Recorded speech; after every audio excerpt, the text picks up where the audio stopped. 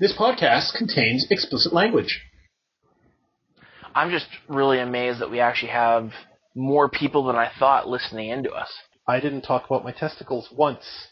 He just made up for that. So, this is Dave.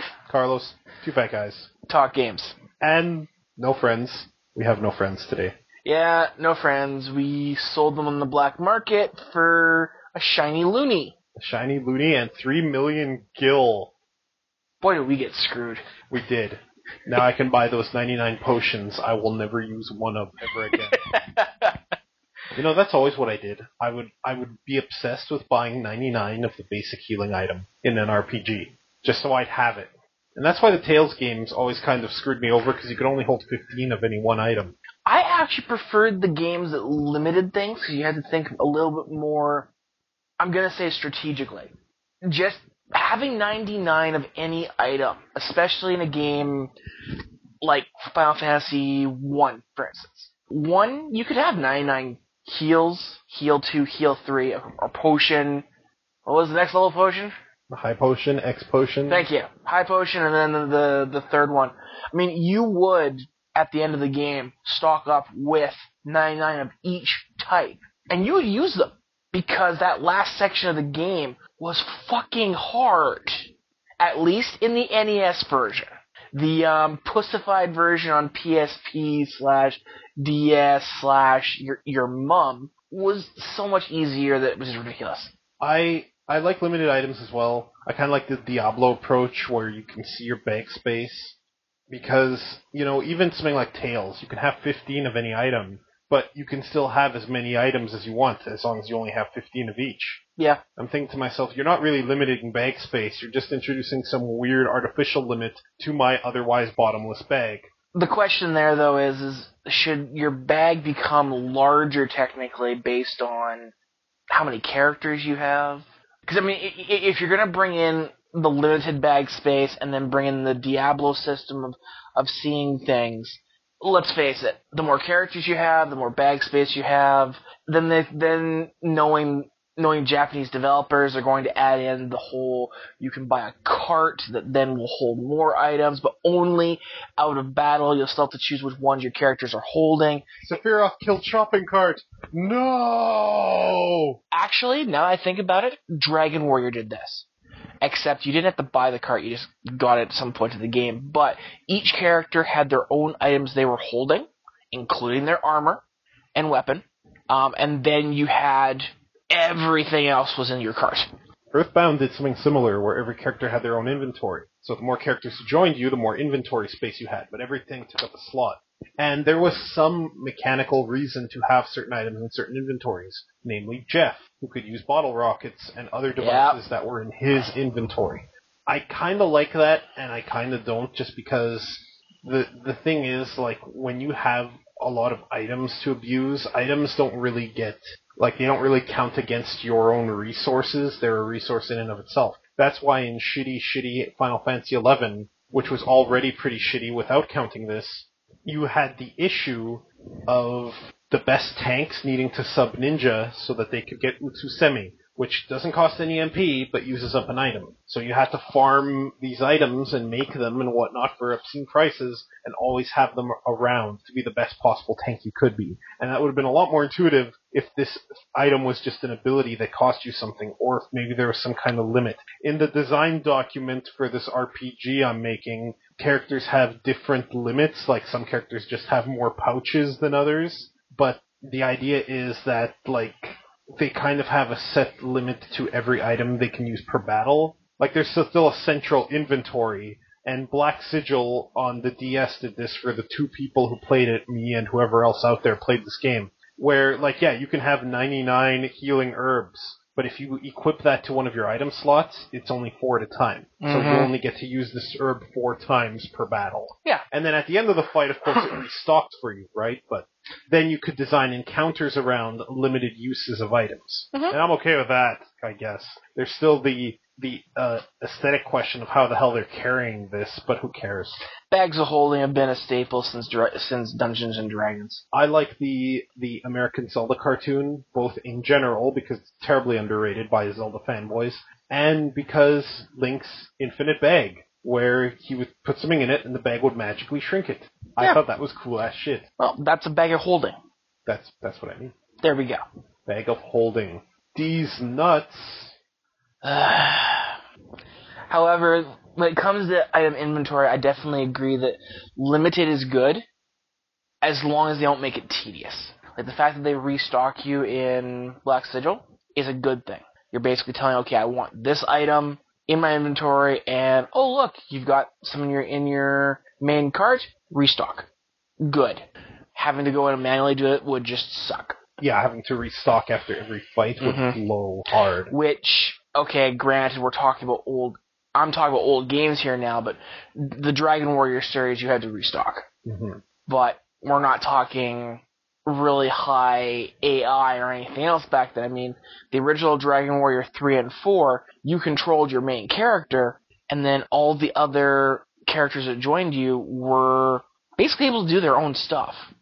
You would tell them to attack or to use magic, but after that, they did whatever the hell they wanted. The DS versions, which definitely showed how limited they were back on the original NES, at least in their thinking, not so much the scope of what they could do, is that they actually changed it so you could actually control each character one by one. Mm-hmm. Kind of made it a lot easier to have full control of your characters, but, I mean, Dragon Warrior 4 came out years after Final Fantasy 1. Final Fantasy 1 had no problem with 1, 2, 3, 4 being controlled by you. Yeah, like in turn-based, I definitely want to have that manual control. In action RPGs where you have more than one party member, for obvious reasons, you need an AI element there. Mm-hmm. Unless you're the godliest of players.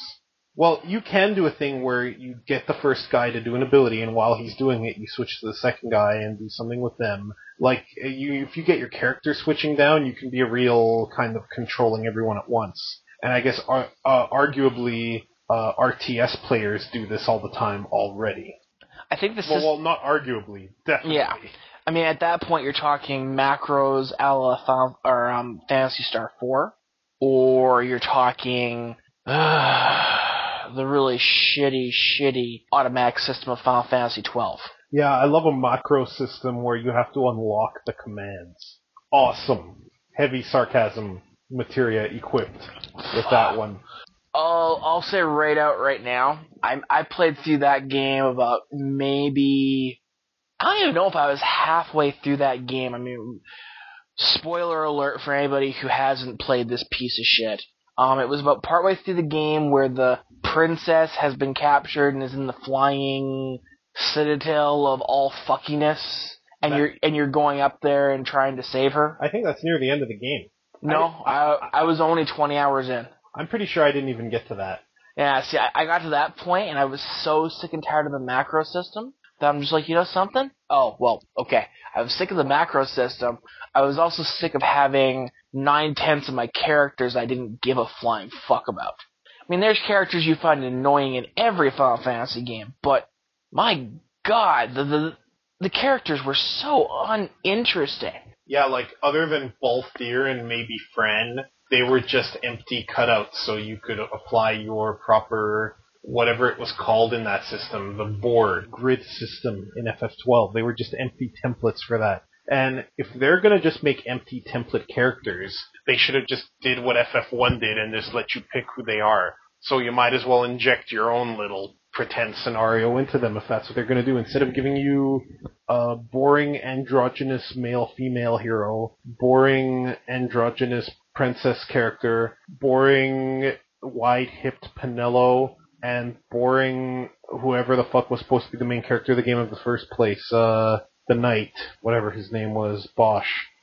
Well, you see, the princess wasn't around long enough for me to really get a feel for her character. I mean, her backstory and the fact that she had fought on was actually kind of intriguing, but the main character was so cardboard cutout, not give a fuck. I mean, they tried to do a spin-off of Aladdin meets Tidus meets Cloud with his character. I don't think he has any Cloud in him. No, the emo bitch syndrome was definitely there. he didn't really have a lot of emo in him. He was more of a whiner. He was a lot more like Tidus, except Tidus had a real purpose for being the protagonist, and this guy actually has none. He is literally just a dude. And sometimes just a dude is a fine protagonist, because this ordinary person gets caught up in something bigger than himself and ends up becoming a huge asset. No, this guy had no purpose for being his protagonist. I read ahead into the story. He really has no real reason for being this main character. He's your analog.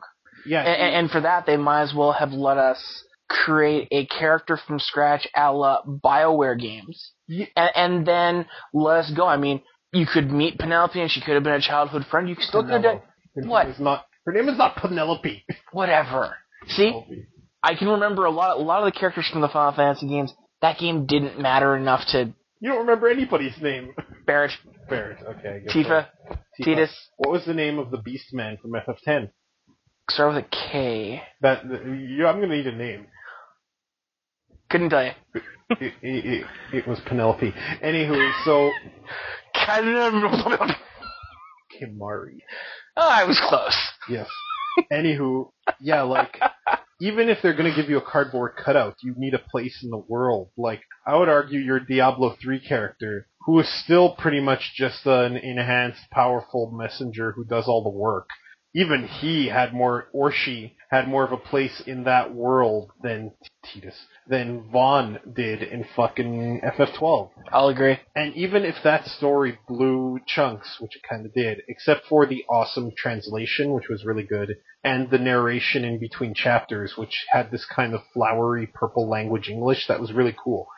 The political intrigue was cool too. But anywho, the problem, again, is gameplay, and gameplay in that it was trying to be an MMO system offline. Now, it became infinitely more tolerable when I turned on wait mode, so that any time one of my guys' bars filled up, the game paused so I could pick their action. That becomes more tolerable, but there's still this sense of weird... Yeah, there's this twitchy, turn-based chaos where you kind of need to be twitchy, but it's not in any real intuitive way that I'm used to where a button press directly translates into a move. It's more like you have to be twitchy with entering commands and watching this queue happen. It's almost like playing an RTS, that game, and I think that's why I kind of shied away from it.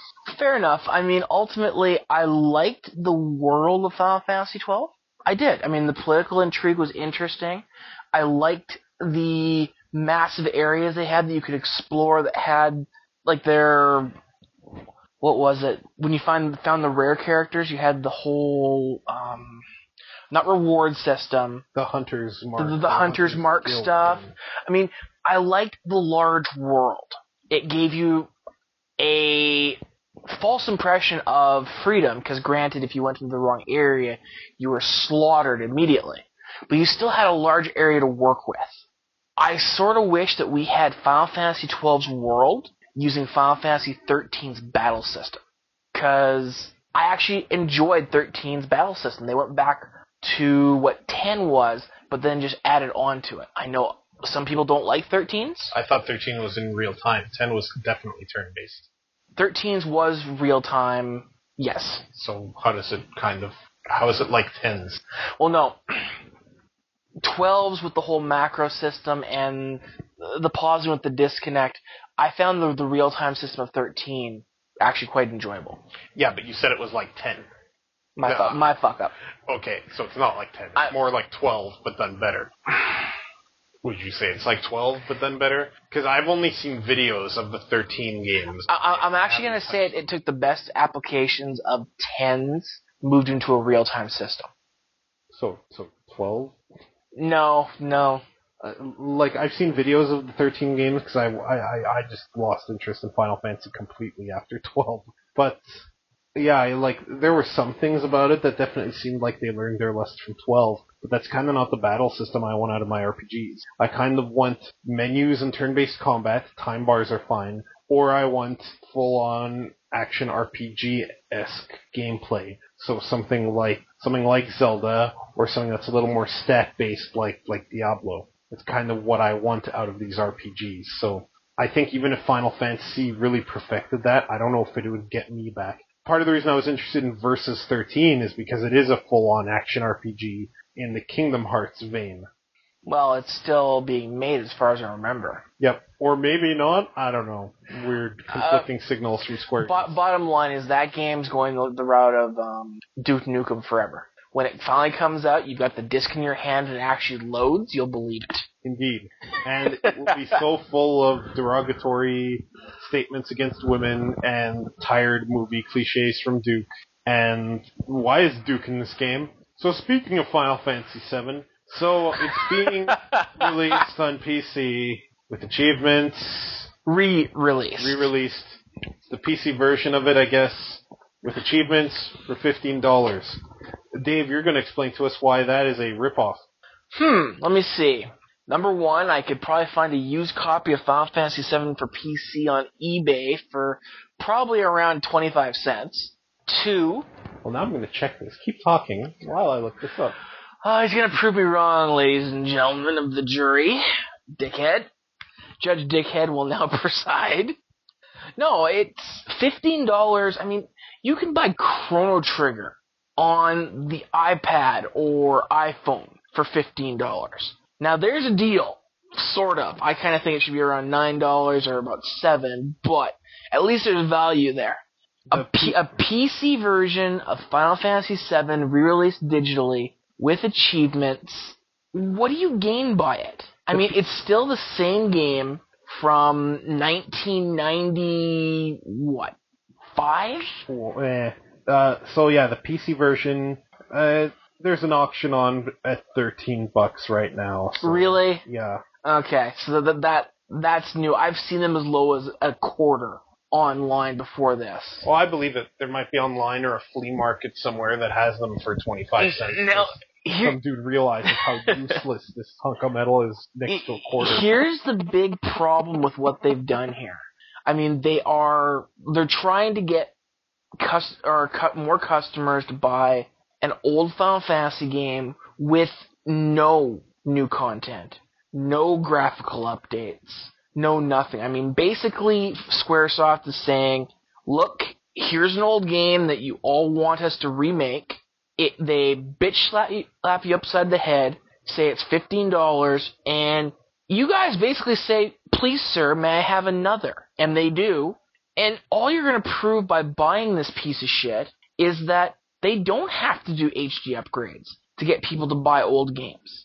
Ultimately, you're telling Squaresoft, don't bother. They didn't put in any effort here, and here's the worst part. This new re-release, you cannot patch with the fan-made patches to make it look better. This shit's actually locked down, according to forum posts that I've found for the people who have bought it already and gotten links off of, I know you hate the site, Carlos, Kotaku, or even Giant Bomb has listed a couple of the mod upgrades. I mean, the mod upgrades to Final Fantasy VII to make it look similar to Final Fantasy 8 or 9 and bring up the graphics a little bit are like 2 or 3 times the actual size of the game. I wouldn't care if it looked like the old PC version. If I'm going to get Final Fantasy VII for $15, a game that I don't think is entirely deplorable, but is wildly overrated, but that I still could draw some enjoyment from, it needs to give me quite a bit more. It needs to give me a difficulty selector so I could actually make it challenging. It needs to give me maybe some weird alternate way to play where characters have very limited materia but their own ability sets, the way that FF12 re-release in Japan did. It needs to give me interesting, like maybe some weird mode where I can get Tidus in my party, because this is where he was when he was dreaming between FF10 and 10-2. So give me extra stuff to make this playthrough fresh and more enjoyable than I remember, because I remember an overrated game. Give me stuff like that, and I don't care if it looks like the old PC version. Maybe I'll drop $15 on that. I still would say that would be more worth like 10. Well, but we both agree that just re-releasing the game with no HD remix, characters, content, anything, it's a jip. That game really should be a $5 bargain game to try and... This should be a Kickstarter reward towards a HD remix of the game, totally redone. Yeah, the Kickstarter reward tier definitely strikes me as fitting for this title. But $15? No, fuck that. For $15, I could get a midget to reenact that game for me. We do not suggest doing so, though. I'm not saying I'm forcing the midget. I'm giving him $15. Oh, God. Or her.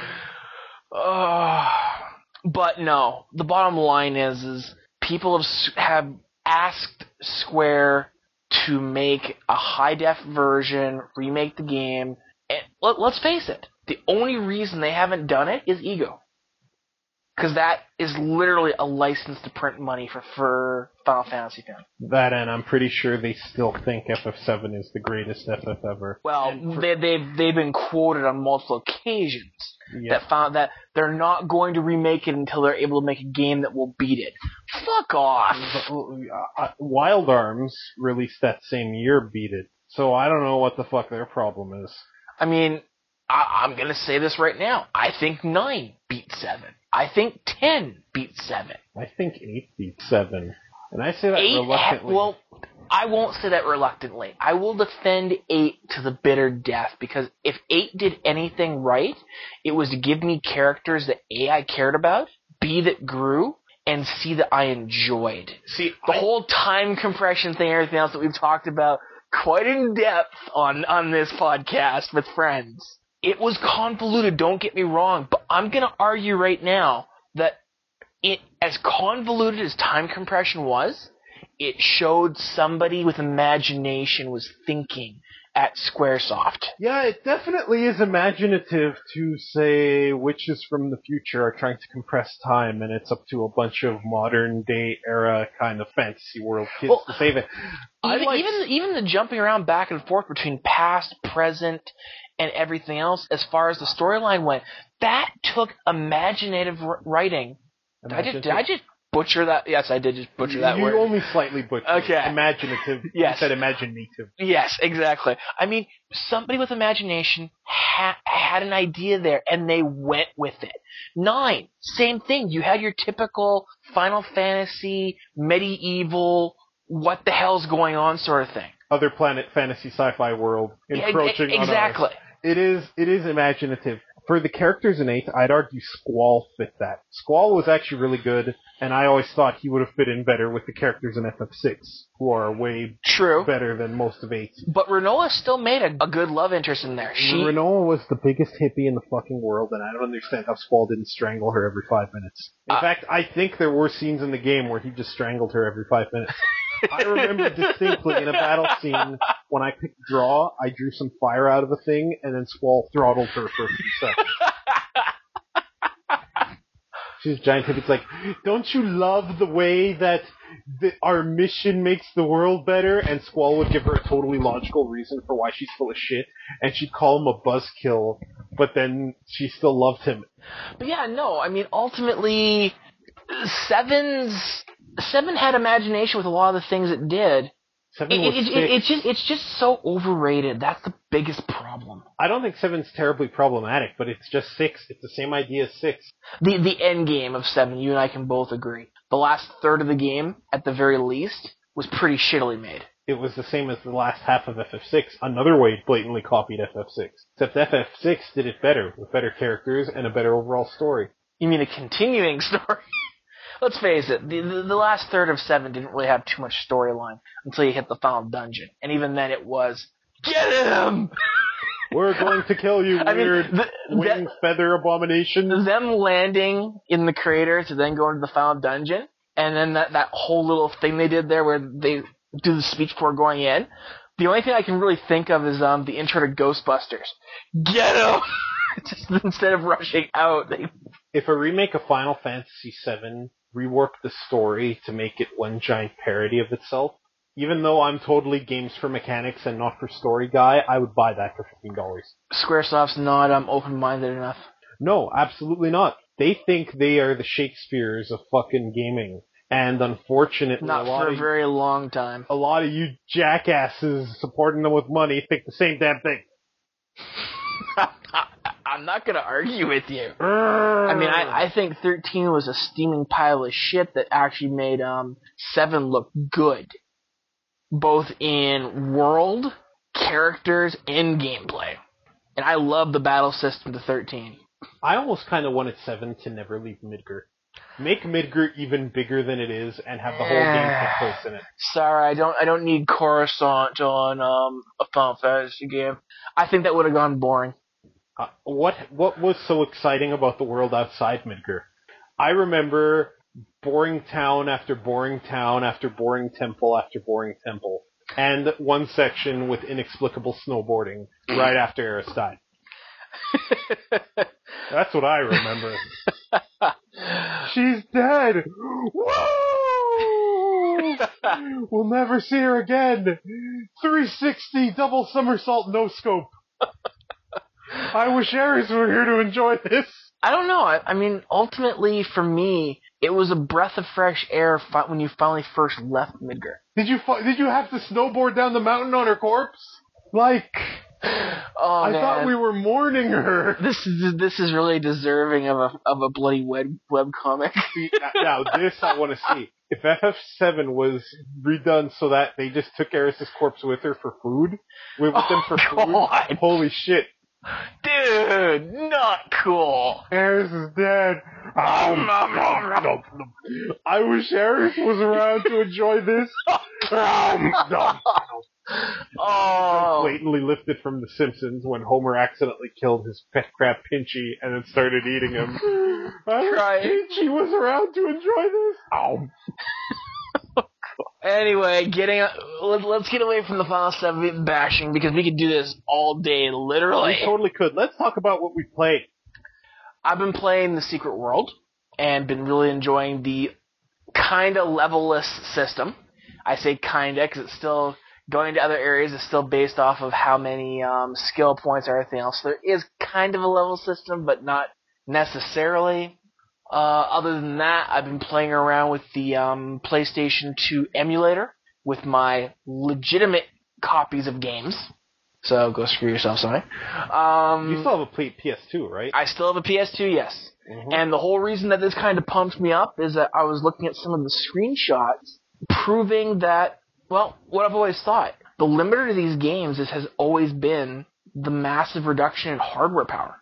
I mean, I threw in, for example, Dark Cloud 2 and looked at it in native res. I mean, that was a 4x3 game. And, yeah, it looks really bloody dated. I'm very impressed the way this emulator actually added breast physics to Monica.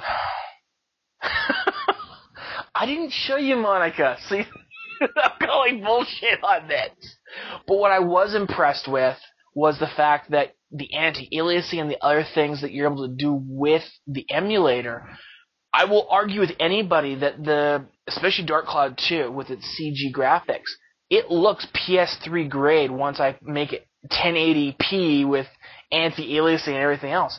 It looks bloody amazing for the characters. You demoed it for me. It looks pretty good. It kind of looks like a lower-end PS3 title now. And I'm saying that as a compliment. Yeah. Like, it looks way better than the system it was released for. And what makes it look like a lower end or an earlier release on the PS3 is, unfortunately, the background.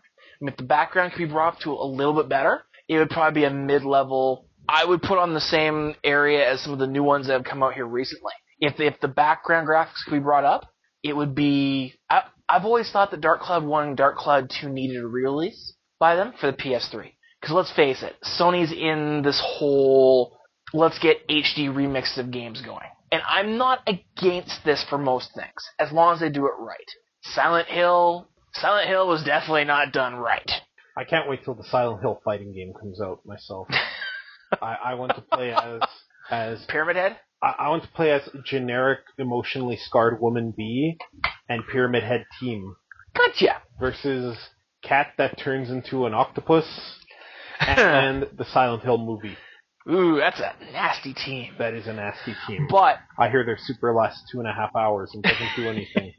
I do like how the emulator works. I give them, the creators of the emulator, great credit because it's taken them a long time to get to a standard that they actually were willing to release it to the internet, not just be in beta. So yeah, thumbs up. It takes a lot of processing power because it really isn't able to use too much of the GPU power as of yet. They're working on that. But I'm actually having quite a lot of fun playing a bunch of the older games in what now seems to be high-res graphics. My next game I'm playing, Persona 4. Excellent. And then you'll be all caught up and can play the Persona 4 Arena. I'm not going to play it anyway. I've been playing Persona 4 Arena. I have the PS3 version, which sucks because my arcade stick is an Xbox stick. I use an American stick, American buttons, American layout, and since there's no official release of these sticks with that configuration, every stick I need is custom made and expensive as shit. And the only one I have so far, because I'm poor, is on the 360. But I bought the PS3 version because I heard the netcode was a little better, although apparently the 360 version patched it. And my friend that I play with, Richie, our friend who's normally on the podcast, also got that version. I played a bunch of matches with him last night. The netcode is actually really good. It's not GGPO, but Arc Systems is doing some kind of rollback netcode. So they're doing their own in-house kind of proper netcode for games, and it really was quite smooth. I am in, do you care that I mention what city we're in? No. I'm in Edmonton, Alberta, Canada, and Richie is in New Jersey? Is that right? Don't ask me! My knowledge of American locations is terrible. He's East Coast-ish, let's say that. So, but lost train of thought completely. I've been playing Persona 4 Arena, a lot of fun. There are a lot of things in that game that are intuitive and progressive, and some other things that are not. But overall, it's a fun game. I don't think it's as good as Skullgirls, which I've also been playing here and there. I need to play more. Hopefully this new patch comes out. HD Remix, I need to play more of. I've touched it only briefly. And doing a hell of a lot of writing, which is what I tend to do when I'm not working or sleeping. Because I'm an aspiring screenwriter. I'll break in one day. One day. But yeah, that's what I've been doing. Upcoming games you're looking forward to? Oh, so many. Bullshit. Guild Wars 2, definitely. Me too. Which I'm guessing he'll play about 5 hours of in the next 5 years. It's entirely possible. I do play an hour a year for a lot of games. Guild Wars 1. There's that 2D hack and slash RPG on Xbox Live Arcade with the furries. I know what you're talking about. From Dust? Is it From Dust? I think so. Yeah, I need to get the demo of that to potentially play that, because I do like 2D games. I like 2D games a hell of a lot more than I like 3D games, though I like a lot of 3D games too. When does Gears of War Judgment come out? Next year sometime. Next year, okay, so I guess that's a little bit too far off. Halo 4, I think, is doing some kind of leveling grinding system, so unless I'm totally wrong about that, I'm not getting that. But if I am wrong about it, I think I'd like to get in on it, because I do like my Halo, right? There's no new Mega Man announced, which kind of sucks. Sure, there's a social game for the iOS. Oh, no, I mean an actual Mega Man game. Oh, that's a game, Carlos, right? It is, it's Come true. on, you turn it on and you play games and you talk to friends. Fucking games and... What other games? What other games are coming out that you think I'd be looking forward to? Well, I don't really know. I mean, I'll go over some of the games that I'm looking forward to. Oh. Guild Wars 2 is definitely one.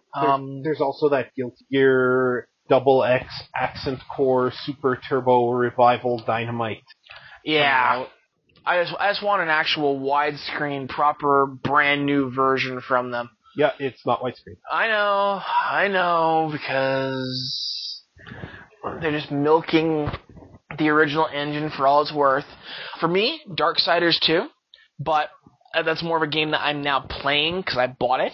I dodged a real bullet with that one. I was going to buy it for PC and ended up going with my original pre-order for PS3, which I'd forgotten I'd even pre-ordered. And I dodged a bullet because, unlike what they told us originally, the game has no customization really for graphical settings or for controls. Really? On the PC? On the PC. But the PS3 version does. Well, the PS3 has PS3 controls that work. So does the Xbox. I mean, here's one of the massive problems with the PC version is that your camera is automatically centered on behind your character, and your mouse makes you look, but your character turns at the same time. On a PS3 controller, I can control the camera with my second frickin' analog stick. Imagine that. But there's no customization. There's no nothing. You can turn on VSync, which may or may not work depending on what video card you have, Oh, VSync, I wish I could apply you to real life. But to their credit, they have come back and apologized, saying that things changed in the end of production. They're going to see what they can do to put it in, but this is something that should have been spelled out in the final days of production / before it came out for release, so that you basically weren't lying to the people. Because if I'm buying a game and they tell me I'm going to be able to configure it for, high, low, medium for my system, anti-aliasing, VSync, all that sort of stuff, and I mean, they came right out and said it was going to be configurable via an INI file, which is fine with me. It doesn't have to be built into the interface as long as I can get to an INI file, and people write guides, so even newbies can do this. Most INI files are pretty self-descriptive. Exactly. Right. I mean, it's either 1 for on, 0 for off, or it's on and off. Hell, most XML files are really readable exactly to people like us. So the fact that they didn't even give the INI file for options for this shows that this was a pure port and not an actual PC version. So you might as well get a system you're going to play it better on. Bing! And to get VSync to work on the systems that do work, according to a bunch of reviews I've read, you basically have to put the game down to 1270 by 720. This isn't 1972. Which means it's the exact same graphical quality as Xbox or PS3. Good job, THQ. Good job. I do argue that graphics don't make the game, but I'm not done. But if you're going to release it on a system, make damn well sure you know your audience and you're configuring it for the capabilities of that system. There's no point in not doing that, especially when you've released PC games before. Darksiders was a PC release as well. Yes, from my and understanding, it had a fully featured PC option set. It came out. In fact, I have it. One day I'll actually play it. It came out months after it came out on the consoles, which is probably what they should have done in this case. They needed more time. Mm-hmm. I'm all for getting a PC version months after the original release, ignoring spoilers and everything else, just so I have a proper version.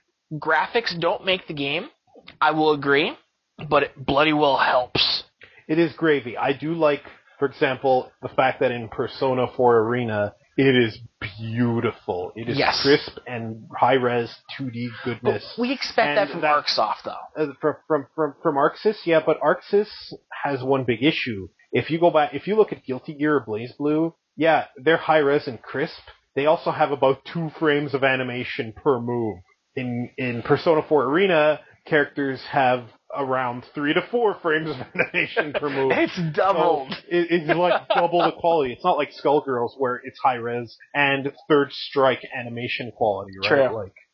But okay, so that's Darksiders. I was looking forward to that. Just came out on Tuesday. As far as upcoming games that are coming out, I've got a whole pile of them. I mean, Guild Wars 2 is an obvious. Yeah, why don't you quickly name drop each and a couple of words for each while you're looking forward to it. Okay, so Guild Wars 2, I'm looking forward to the whole MMO without paying for it, if my friends actually decide to join me this time. Carlos. Fuck you. Next. The whole advance in the world, the fact that it goes off of the stuff that you did back in Guild Wars 1. Too many words. Next game. We're just going to ignore the fat ass. On the same day Guild Wars 2 comes out, there's Transformers Fall of Cybertron. I'm still mixed whether I'm going to pre-order it. I do kind of want to pre-order it because I know I'm going to enjoy playing it. On the other hand, if I don't pre-order it, I don't get classic Optimus Prime, which is sort of makes me orgasm thinking about it. Classic Optimus Prime would make any full-blooded North American man orgasm. So, no homo, totally fine. Supposedly, Alien Colonial Marine's supposed to come out in September. I don't remember if it was pushed back, but I'm all for a good Alien Predator sort of game. XCOM Enemy Unknown got pushed back, unfortunately. Borderlands 2 in September. I am going to disappear for about 2 weeks when that comes out. Because I really enjoyed the original, and I've got friends who want to play it. So I'm looking at your Google Calendar on screen here. And, funny enough, I'm assuming Rent isn't the game. So Phantom Breaker, why does that sound very familiar to me? It is I think it was a PS3 game. This sounds like a fighting game to me. Partly because on your calendar it says fighter. Yes. Partly because I'm vaguely remembering something on Shoryuken about Phantom Breaker. Okay, we're going to pause for a moment. Well, it doesn't matter. I'll just regale these fine folks with some song while you quickly look this up. Oh, for the love of God, please don't. I'd rather listen to the Japanese opera. Phantom Breaker. Phantom Breaker is a 2D fighting game. Let me get an actual screenshot. Hang on. Developed by 5PB? What? 14 playable characters.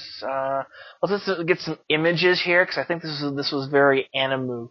Oh yeah, this is the animuist of anime. Actually, you know what automatically reminds me of, just looking at it? Oh, Melty Blood. Is this that game that's very sexualized by that No, that's a different one, I think. The ex-Capcom employee, it was very sexual. No, that's not it. Entirely different.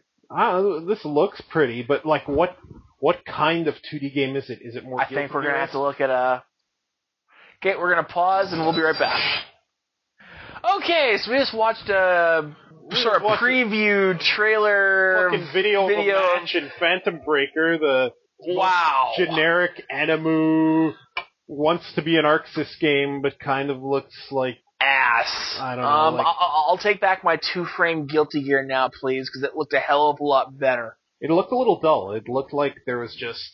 Well, I mean, I kind of thought it was interesting seeing, the maid versus a little girl holding rebar. But, truthfully, yeah, no. Phantom Breaker's going right off my calendar right now, gone.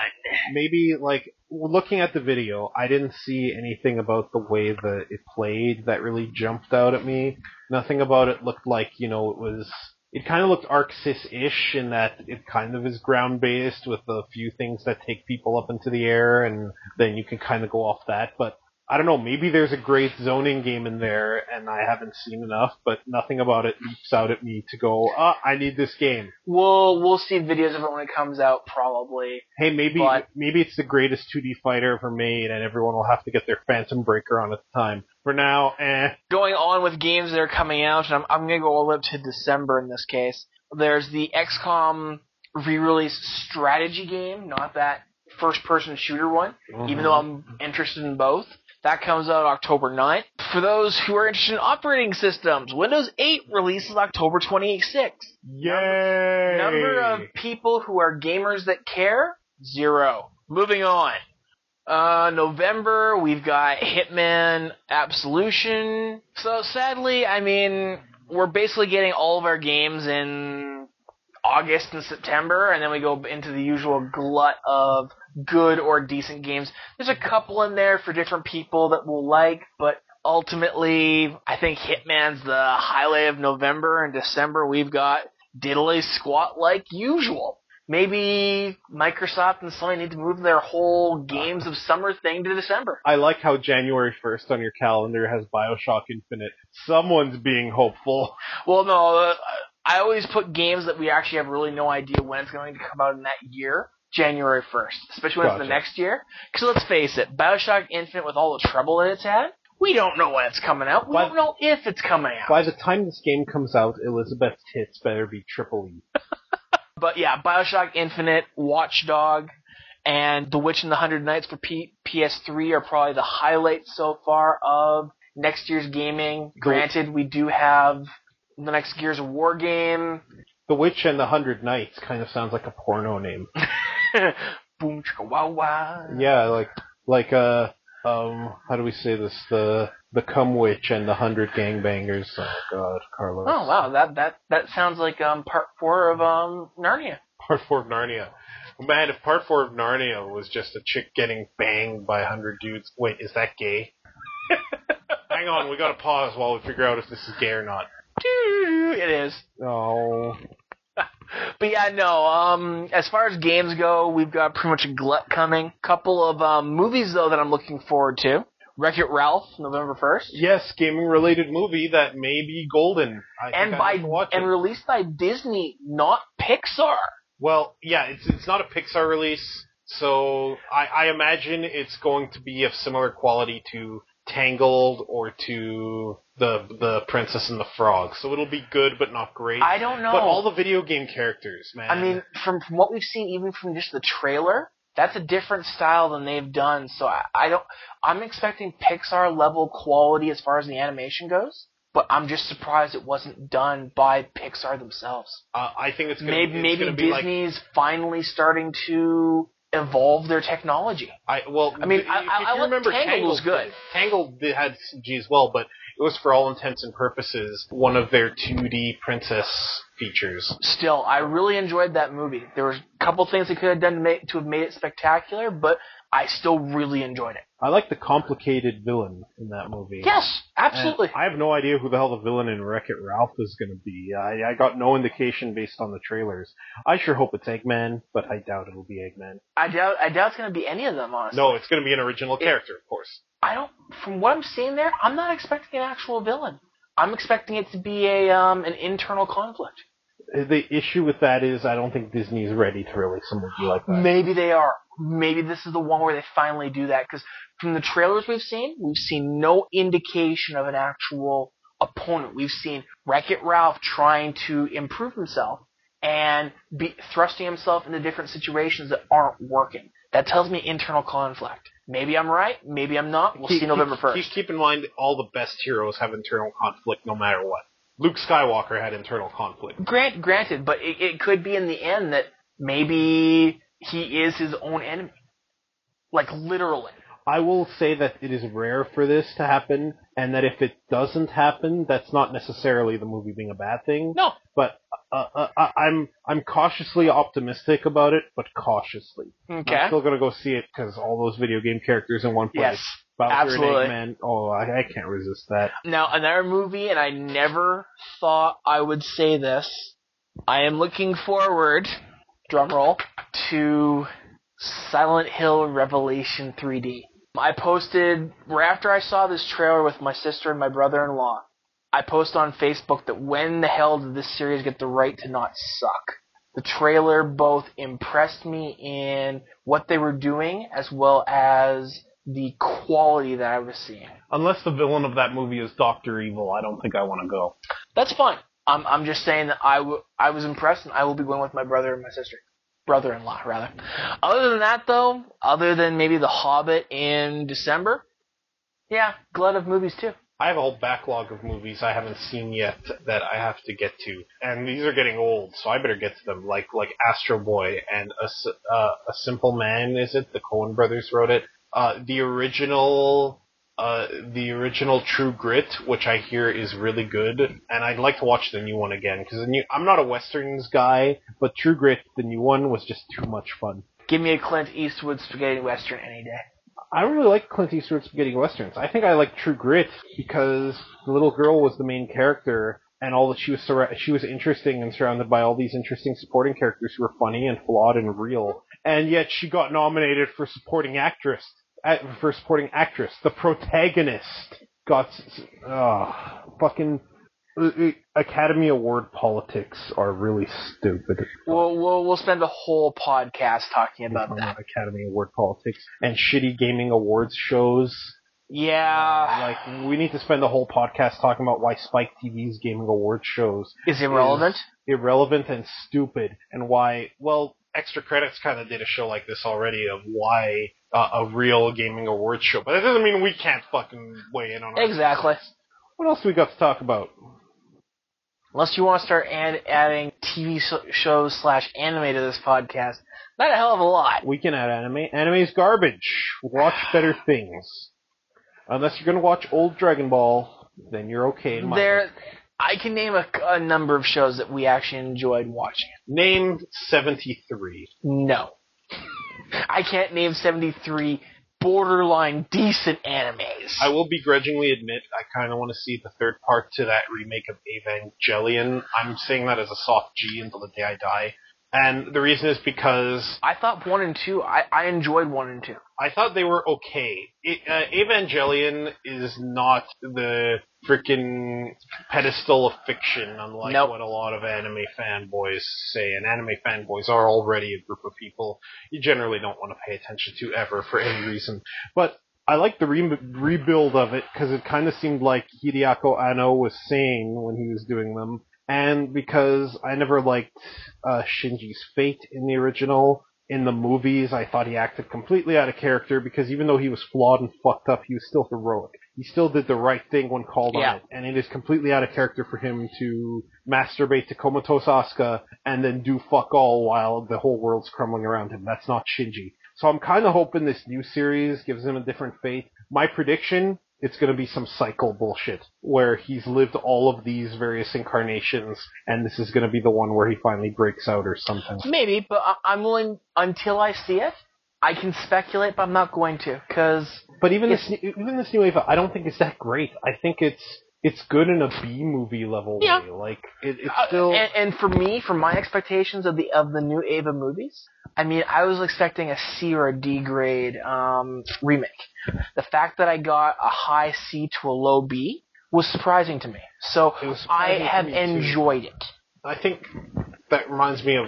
I know you hate hearing this because you hear this in private all the time. This reminds me of my big thing about anime. Like, lots of exposition. Just wild, huge amounts of characters just expositing. And for no real good reason, right? And they did this in even the new Eva rebuilds a little bit. Mm-hmm. The sad part is the source material means you kind of occasionally have to have a character sitting around and go, okay, this is what Central Dogma is. This is what Adam was. This is the shit that turned our world into this. But it seems like there could be better ways to tell this story instead of having a character just sit there and go, okay, here's the deal, viewers. X, Y equals Z. But we also have to look at a lot of these animes are made with the intention of the 8 to 15-year-old bracket. The fact that a bunch of them over the years have actually had content that was very mature. I don't think a lot of anime is intended for younger Japanese folks. I think a lot of their anime is actually aimed more towards their adult viewers. And I don't know about that. I think it's just fiction. The way you tell a story has evolved in a very set way in Japan. And because Japan is kind of insular and kind of not really an individualistic society and kind of motivated more by groupthink, it's kind of evolved in a way that whenever someone comes out and says, hey, look at this Western fiction, look at how they don't have their characters just expositing. Look at how they weave exposition into the narrative instead of just pointing and like just dumping it all on you. His peers just go, nope, sorry, the way we do things makes money. And fuck it. Well, I mean, you can agree or disagree with me on a couple of these titles, seeing as we brought up the topic. But ones that I know that at least you originally enjoyed, but that you may or may not have changed your view on. I mean, there's Yori Aoshi. It's kind of dumb. I enjoyed it for guilty pleasures. I enjoyed it because it kind of made my penis move a little bit. Oh, for fuck's sakes. We're not going to go into reviews here right now. Okay. But... I'll keep my reviews to 2 words. Cowboy Bebop? Needed time. Needed 52 episodes. I agree. Black Cat? Fun show. Yeah, you keep it to 2 words, alright. My guilty pleasure, Fruits Basket. Manga better. Not those crappy fan translations. The official translation is just about 52 times better than fan translations. Fans, if you're going to translate something, I know you're doing it for free, but get an English speaker to proofread your shit. Seriously. Just some criticism from a professional writer who does it for a living. Get backers. Guilty pleasure. Also, main character is totally gay. Fuck you. And no gay. I don't have a problem with it, but they were macking at least 51 of those 52 episodes. Lost Universe. Very fun.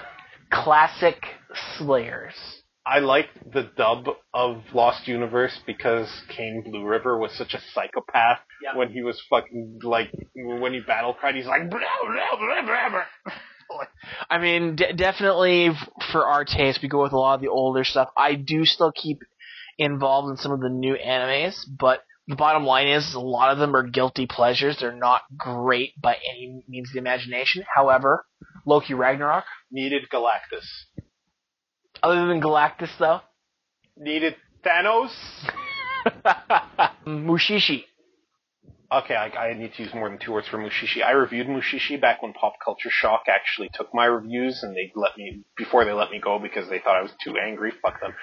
The thing about Mushishi is Each of those individual episodes stands on its own. It's a show about family and the fear of the unknown, and it is an example of a show not like what I was talking about. Its exposition is weaved into its narrative for the most part, and its lessons come organically from it without them needing to explain that this is a show about family or fear.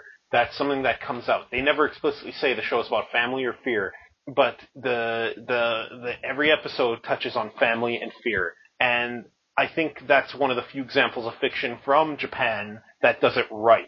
However, very heavy to watch. I don't think I could watch it again for another 10 years, because it is a very heavy watch. I still recommend it for any lover of fiction. It is pleasant and sometimes frightening, but pleasant overall. Watch an episode a night. Yeah, it's not bad. I mean, I would have to put Mushishi in easily my top 5 animes I've enjoyed. Is it top 5? It might be top 5 material. It is really good. Let's face it. Top 5, top 10 lists are stupid in the first place, but they are completely up to the user until you start breaking it down to, okay, well, this one's for graphics, this one's for story, and that's just stupid. Scrap Princess. Surprising amounts of underboob. Also, if we're going to stick to 2 words, really sad. Debbie Downer. But very, very well written, I think. Fairly well done. It was a Bones show. It had a lot of the Full Metal Alchemist vibe from it. The original superior 2003 Full Metal Alchemist, and not the wildly inferior 2009 bullshit that people think is better. You stupid fucks. I know a guilty pleasure of yours, the first season of Shogana no Shana. It's a guilty pleasure because it starts stupid, and I nearly pulled the plug on that after the first episode. Of course you did. But it grew on me. The world is stupid, but the characters are endearing. Yeah. And legitimately confused about shit. And if only the world was better, that would be my favorite anime of all time. Come up to the last couple here. Trigun. Oh, you passed Trinity Blood. Oh, no, you didn't. Trigun game for it. I love Trigun to death. I will never give up my boxed collection. John Young Bosch's first dub voice, I think, was Vash the Stampede. I never liked the idea that Superman and Batman just would never kill. I like that in Dark Knight Returns they explored the idea that Batman might go that far. And even Spider-Man and Spider-Man Reign explored the idea that once shit is down, he's going to cross that line because over time, he's going to realize, fuck it.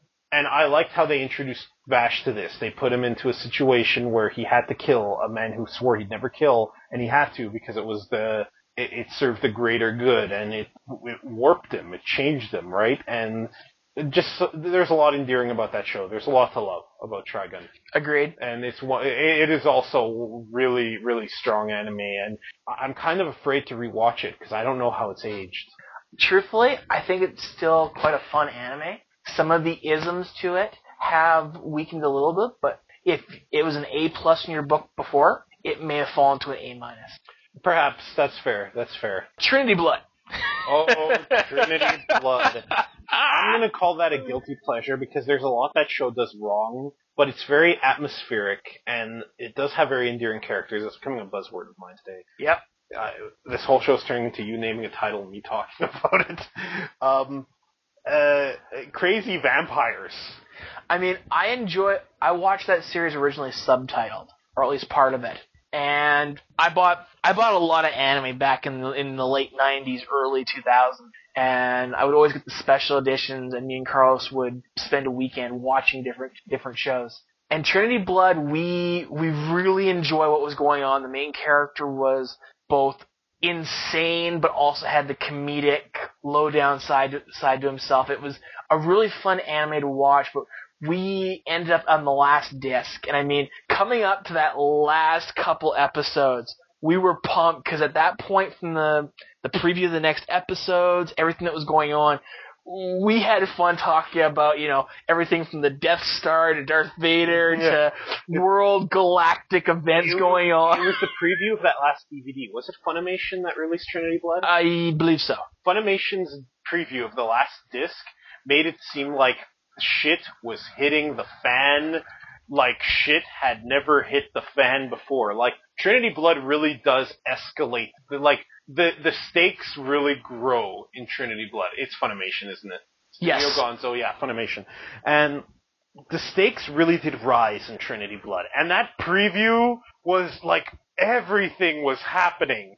And I was joking around that, Jesus Christ, what the hell's going on in this world? It's like the next thing, Sephiroth's gonna burst out of the ground, and he's got the flood behind him, and it's up to the fucking vampire machines who may or may not be machines, the Night Roads, to fucking kill them, and then that show ended in the most anticlimactic fucking possible way.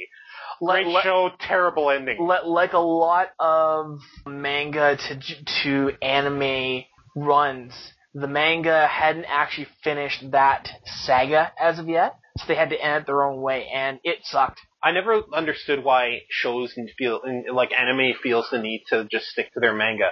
There are 17 different interpretations of Superman, and I don't see people going, well, 16 of them aren't like the comics, so they suck. It's the whole OAV problem. People are like, well, OAVs aren't canon.